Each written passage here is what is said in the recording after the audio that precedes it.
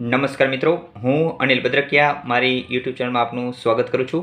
આ વિડીયોમાં હું તમને કચ્છ સ્પેશિયલ ભરતી 2025 કાયમી આવશે કે પ્રવાસી આ બાબતની ચર્ચા કરી વિગતવાર માહિતી આપવાનું છું, તો વિડીયો અંત સુધી જોશો।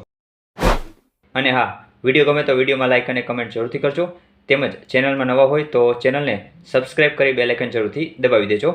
તો ચાલો વિડીયોની શરૂઆત કરીએ।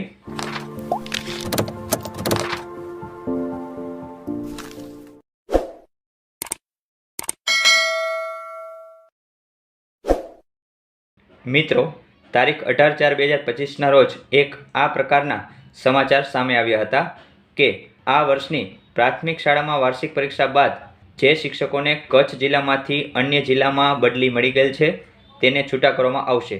અને આ સમાચાર બાદ મેં અને અન્ય ઘણા બધા મિત્રો દ્વારા યુટ્યુબમાં વિડીયો બનાવીને આપને જણાવ્યું હતું કે જેવા આ શિક્ષકોને છૂટા કરાશે કે તરત જ કચ્છમાં સ્પેશિયલ શિક્ષકની ભરતી આવી જશે। પરંતુ મિત્રો, આજે પાછા એક નવા સમાચાર સામે આવ્યા છે।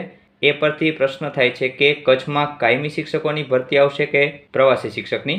તો ભરતી કેની આવશે એ તો હું તમને ચોક્કસ કહીશ, પણ એ પહેલાં જે નવા સમાચાર આવ્યા છે એ જોઈ લઈએ। કચ્છમાં કાયમી ભરતી ન થાય ત્યાં સુધી વિકલ્પ રૂપે સ્થાનિક હંગામી ભરતી જરૂરી। પ્રાથમિક વિભાગમાં ટૂંક સમયમાં વાર્ષિક પરીક્ષાઓ પૂર્ણ થયા બાદ તરત જ જિલ્લા ફેરબદલી ઓર્ડર મેળવી ચૂકેલ શિક્ષકોને તેમના બદલીવાળા સ્થળે હાજર થવા માટે કચ્છ જિલ્લામાંથી છૂટા કરવા માટેનો નિર્ણય સંભવત 24 એપ્રિલે મળનારી શિક્ષણ સમિતિની બેઠકમાં કદાચ નિર્ણય લેવાશે।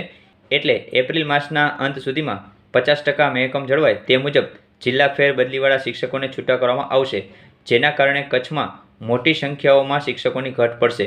જ્યાં સુધી કાયમી શિક્ષકોની જગ્યા ન ભરાય ત્યાં સુધી હંગામી ધોરણે ખાલી જગ્યાઓ ભરવા માટે ઉમેદવારોમાંથી માંગ ઉઠી છે। કચ્છમાં ઘણા એવા ઉમેદવારો છે કે જેમણે વર્ષો સુધી પ્રવાસી શિક્ષક તરીકે સેવા આપી છે, તો કેટલાકે પોતાનું આખું શિક્ષણ માટે સમર્પિત કરી ચૂક્યા છે। જ્યારે 2023 બાદ પીટીસી અને બીએડ કરેલ પણ અસંખ્ય ઉમેદવારો છે જે શિક્ષક થવા માટેની તાલીમ પૂર્ણ કરી ચૂક્યા છે। કાયમી ભરતી ન થાય ત્યાં સુધી અગાઉ ફરજ બજાવી ચૂકેલ પ્રવાસી શિક્ષકો તેમજ ટેટ ટાટ પરીક્ષા આપેલ ઉમેદવારો અને 2023 બાદ પીટીસી અને બીએડ તાલીમાર્થીઓ સહિત કુલ મળીને કચ્છમાં અંદાજે 1000થી 1500 જેટલા ઉમેદવારો શિક્ષક બનવા માટેની તાલીમ લઈ ચૂક્યા છે। ઘણા ઉમેદવારોએ ટેટ ટાટ પરીક્ષા આપી છે અથવા તો ભવિષ્યમાં ટેટ ટાટ પરીક્ષા લેવામાં આવશે ત્યારે પરીક્ષા આપવા માટેની યોગ્ય લાયકાત ધરાવે છે, જેથી કચ્છમાં શિક્ષકોની ખાલી જગ્યાઓ ઉપર જ્યાં સુધી કાયમી શિક્ષકોની ભરતી ન થાય ત્યાં સુધી અગાઉની જેમ પ્રવાસી શિક્ષક જેવી કોઈ યોજના દાખલ કરીને જરૂરી લાયકાત ધરાવતા પીટીસી અને બીએડ કરેલ ઉમેદવારોને હંગામી નિમણૂક આપવામાં આવે તેવી માંગ ઉઠી છે। ઉલ્લેખનીય છે કે અગાઉના વર્ષોમાં ખાસ કરીને અંતરિયાળ વિસ્તારોમાં પ્રવાસી શિક્ષક તરીકે મોટા ભાગે સ્થાનિક ઉમેદવારોએ વર્ષો સુધી પ્રવાસી શિક્ષક તરીકે ફરજ બજાવી હતી, જેના કારણે વિદ્યાર્થીઓને ઘણો ફાયદો થયો હતો।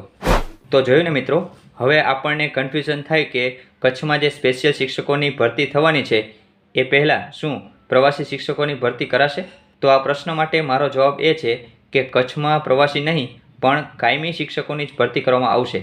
કારણ કે સરકાર તરફથી જ્યારે કચ્છની સ્પેશિયલ ભરતીની જાહેરાત કરવામાં આવી હતી ત્યારે એક સ્લોગન આપેલું કે નિમણૂક ત્યાં જ નિવૃત્તિ, અને એનો સીધો મતલબ એ જ થાય છે કે કચ્છમાં કાયમી શિક્ષકોની ભરતી આવશે। તો મિત્રો, મને આશા છે કે મારા આ વિડીયો પછી તમને કચ્છની ભરતી વિશે સ્પષ્ટતા થઈ ગઈ હશે। આ ભરતી અંતર્ગત હવે પછી જે પણ નવી અપડેટ આવશે તો તેનો વિડીયો બનાવીને જરૂરથી જણાવીશ। ચેનલ સાથે જોડાયેલા રહેજો। અત્યારે આ વિડીયોમાં બસ આટલું જ। જય હિન્દ, જય ભારત।